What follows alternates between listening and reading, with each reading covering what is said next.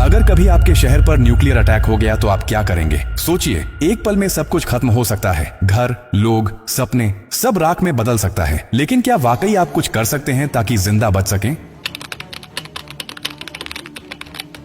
हाँ, अगर आप अभी से तैयार हैं, ये जानकारी जिंदगी और मौत के बीच की दूरी तय कर सकती है। क्योंकि जब एक न्यूक्लियर बम गिरता है तो सिर्फ धमाका ही नहीं होता, उसके बाद शुरू होता है वो खतरनाक खेल जिसे कहते हैं रेडिएशन फॉलआउट। और उसमें जो जिंदा बचता है वो भी धीरे धीरे मरने लगता है। सबसे पहले जानिए कि जैसे ही न्यूक्लियर बम गिरता है, एक तेज सफेद रोशनी आपके सामने आती है। इस रोशनी को देखना मतलब अपनी आंखों की रोशनी खो देना। आप अंधे हो सकते हैं, स्थायी रूप से। इसलिए पहला कदम, जैसे ही धमाके की खबर मिले या रोशनी दिखे, तुरंत जमीन पर लेट जाइए, अपनी आंखें और कान बंद कर लीजिए और चेहरे को किसी कपड़े से ढक लीजिए। ये पहली रक्षा है। अब सवाल उठता है कि कहां जाएं? तो याद रखिए, अगर आपके आसपास कोई मेट्रो स्टेशन है, बेसमेंट है, अंडरग्राउंड पार्किंग है, तो वहीं भागिए, क्योंकि जमीन के नीचे रहना न्यूक्लियर फॉलआउट से बचने का सबसे कारगर तरीका है। लेकिन अगर कुछ नहीं है तो अपने घर को ही शेल्टर बनाना पड़ेगा। सारी खिड़कियां, दरवाजे बंद कर दीजिए। हर छोटी छोटी दरार को भी किसी कपड़े, टेप या गत्ते से बंद कीजिए। हवा का एक भी रास्ता नहीं खुला रहना चाहिए। अटैक से पहले या जैसे ही खबर मिले, आपके पास सिर्फ कुछ मिनट होंगे। उसी वक्त पानी भरिए, बाल्टी, बोतल, ड्रम, जो भी है।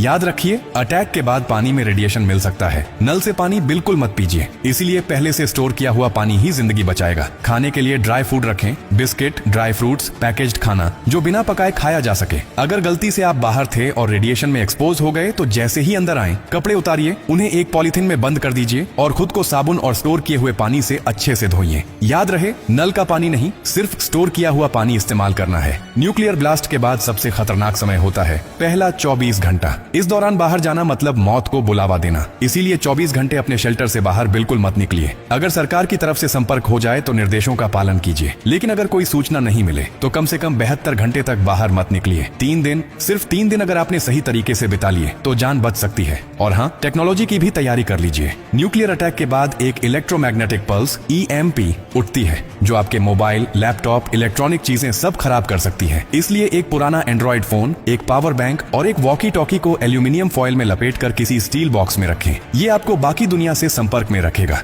सबसे जरूरी बात, घबराइए मत, पैनिक नहीं करना है। हर फैसला सोच समझ कर लीजिए, क्योंकि न्यूक्लियर अटैक एक टाइम गेम है। जो जितना शांत रहेगा, उसकी जान बचने के चांस उतने ही ज्यादा होंगे। और याद रखिए, ये जानकारी सिर्फ आपके लिए नहीं, बल्कि आपके परिवार, दोस्तों, पड़ोसियों और पूरे समाज के लिए है। क्या आप अकेले सुरक्षित रहना चाहते हैं? नहीं ना? तो इस जानकारी को हर उस इंसान तक पहुंचाइए जिसकी जिंदगी की आपको परवाह है। हो सकता है आपकी एक शेयर से किसी माँ का बच्चा जिंदा रह जाए, किसी पिता की आखिरी उम्मीद बच जाए, किसी बहन का भाई लौट कर घर आ जाए। और यही तो असली इंसानियत है। और हाँ, जब आप जिंदगी बांट रहे हैं तो एक वादा भी